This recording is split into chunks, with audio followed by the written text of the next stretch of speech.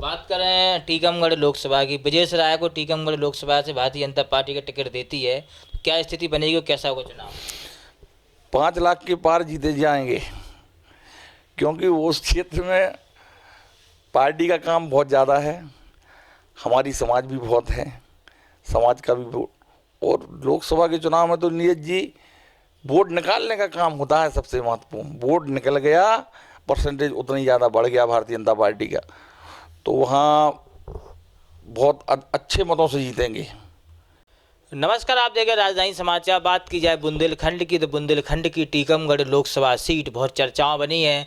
टीकमगढ़ लोकसभा से तमाम नेता तैयारी भी कर रहे हैं, लेकिन लोकसभा चुनाव नज़दीक आ गए 2024 है और तमाम नेता क्षेत्र में जा रहे आ रहे। हमारे साथ ब्रजेश राय जी हैं, जो मंडी अध्यक्ष हैं, लगातार क्षेत्र में काम करते रहते हो, काफ़ी विधानसभा क्षेत्र में इनका आना जाना था। भाई साहब, लोकसभा चुनाव नज़दीक आ रहे, कई नेता क्षेत्र में घूम रहे, क्या लग रहा है इस बार? अब इस बार तो पिछली बार भी आपने मांगी थी टिकट। बिल्कुल, हमने पिछली बार टिकट मांगी थी, लेकिन टिकट हमें नहीं हुई अगली बार, तो हमने फिर पार्टी का काम किया। हम तो पार्टी के कार्यकर्ता हैं, और इस बार हम फिर टीकमगढ़ लोकसभा से दावेदारी कर रहे हैं कि भाई हमें टिकट दिया है, और अगर पार्टी टिकट देती है तो पार्टी को एक नहीं, नीरज जी मैं आपको बता दूं, आज के समय में हमारी समाज का एक भी जनप्रतिनिधि नहीं बचा है।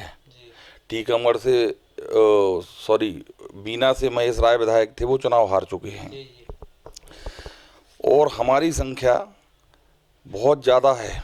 उत्तर प्रदेश और मध्य प्रदेश के बुंदेलखंड में हम लाखों की तादाद में हैं, लेकिन उत्तर प्रदेश में हम सामान्य कास्ट में आते हैं, इसलिए वहाँ अवसर नहीं है।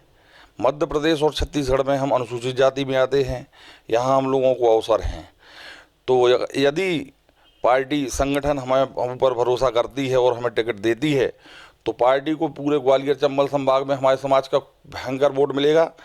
और यहाँ औरई, जालौन, झांसी, ये जितना बुंदेलखंड है मध्य प्रदेश और उत्तर प्रदेश का, यहाँ सब बहुत ज़बरदस्त जोरदार लाभ होगा।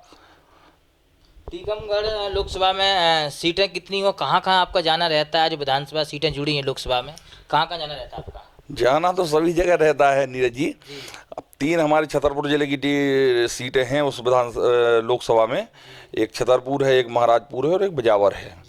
वहाँ निवाड़ी जिले की 2 सीटें हैं, पृथ्वीपुर और निवाड़ी है। निवाड़ी में मेरी ससुराल है, और यहाँ टीकमगढ़ है, जतारा है और खरगापुर है।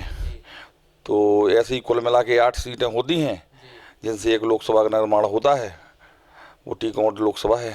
तो इन सीटों, जो विधानसभा सीटें हैं, कैसा आपका संपर्क है और किस प्रकार से आप क्षेत्र में लगे रहे? हमने पिछली बार भी बहुत काम किया, क्योंकि हम मंडी अध्यक्ष के साथ साथ मध्य प्रदेश मंडी बोर्ड में डायरेक्टर भी बनाए गए थे। उस दौरान हमें सभी जगह जाने का अवसर मिला, खूब गए आए, और बाकी अभी संगठन की उससे जाते ही रहते हैं। जब भी कभी कोई काम हो तो जाते रहते हैं। वैसे भी हम संपर्क कर रहे हैं। निवाड़ी ज़िले में हमने निवाड़ी ज़िले की दोनों विधानसभाओं में संपर्क किया है, टीकमगढ़ की भी तीनों विधानसभाओं में संपर्क किया है।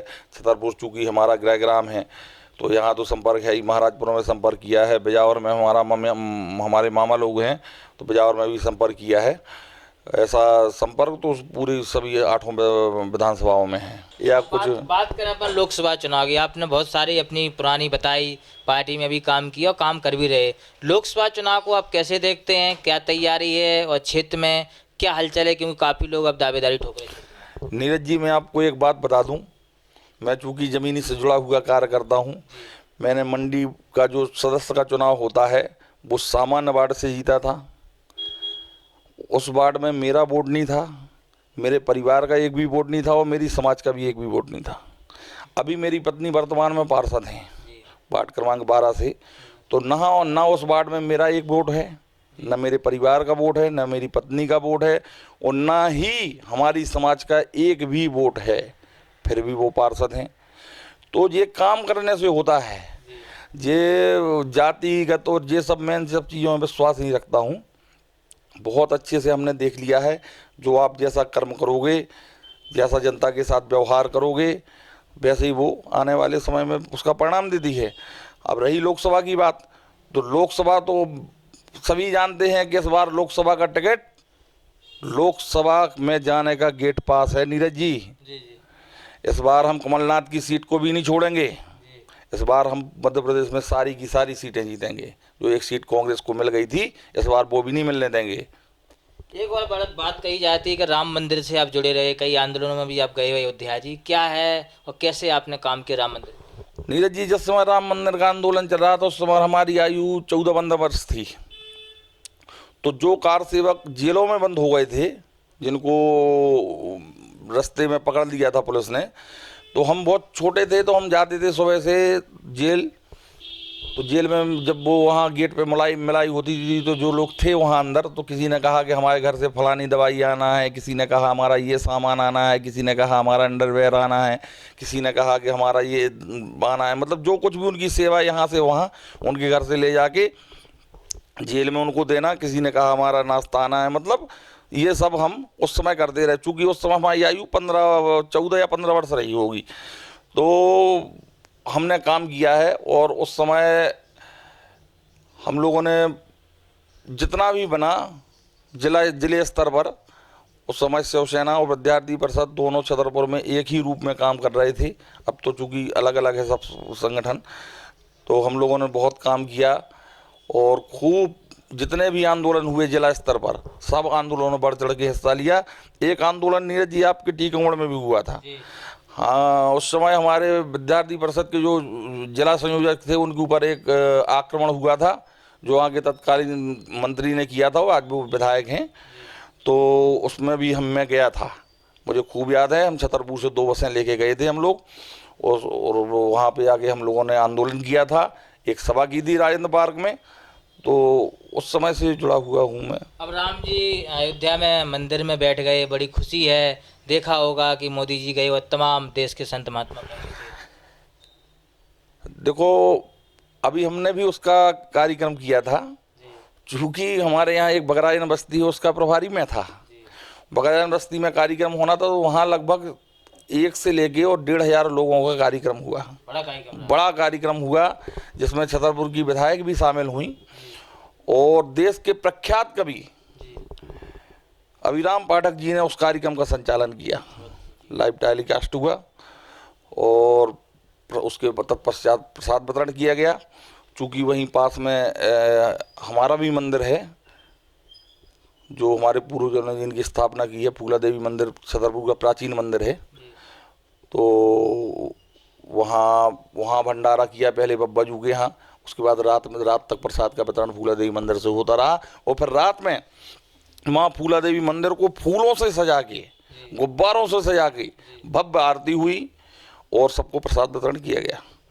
बात करें टीकमगढ़ लोकसभा की, ब्रजेश राय को टीकमगढ़ लोकसभा से भारतीय जनता पार्टी का टिकट देती है, तो क्या स्थिति बनेगी और कैसा होगा चुनाव? 5 लाख के पार जीते जाएंगे, क्योंकि उस क्षेत्र में पार्टी का काम बहुत ज़्यादा है। हमारी समाज भी बहुत है, समाज का भी।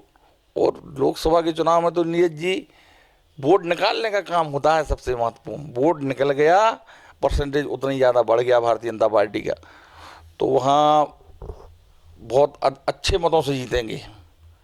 क्या संदेश देना चाहते हैं अपनी लोकसभा क्षेत्र वासियों के लिए, जनता के लिए जो आपसे जुड़ी हुई आपको सुनना चाहती है? मैं जनता से यही कहना चाहता हूँ कि जैसे कि मैं अभी छतरपुर में काम कर रहा हूँ, ठीक उसी प्रकार उसी भाव से अगर पार्टी मुझे टिकट देती है और जनता मुझे चुनती है, तो मैं उसी भाव से पूरे टीकमगढ़ में वैसे ही काम करूँगा। और मेरे काम करने का जो तरीका है वो छतरपुर के लोग बहुत बखूबी जानते हैं। उसमें वो मैं, क्योंकि नीरज जी लोग राजनीति हमेशा दिमाग से करते हैं, लेकिन मैंने सदा राजनीति दिल से की है। वो दिल ही से करता हूँ, दिल ही से करता रहूँगा। तो बड़ी बात कही है ब्रजेश राय जी, लगातार भारतीय जनता पार्टी में जुड़े हैं और लगातार सक्की राजनीति में रहते हैं। टीकमगढ़ लोकसभा से कहें तो दावेदारी कहें या पार्टी से मांगना कहें, अपनी मन की बात रखी कि पार्टी मुझे भी टिकट दे, लेकिन लोकसभा चुनाव नज़दीक हैं। मंझे हुए नेता हैं, पार्टी में अच्छी पकड़ मानी जाती है नीचे से ऊपर तक, और सक्की नेता माने जाते हैं, ज़मीनी नेता। जुड़े हमारे साथ, उसका रिपोर्ट भोपाल।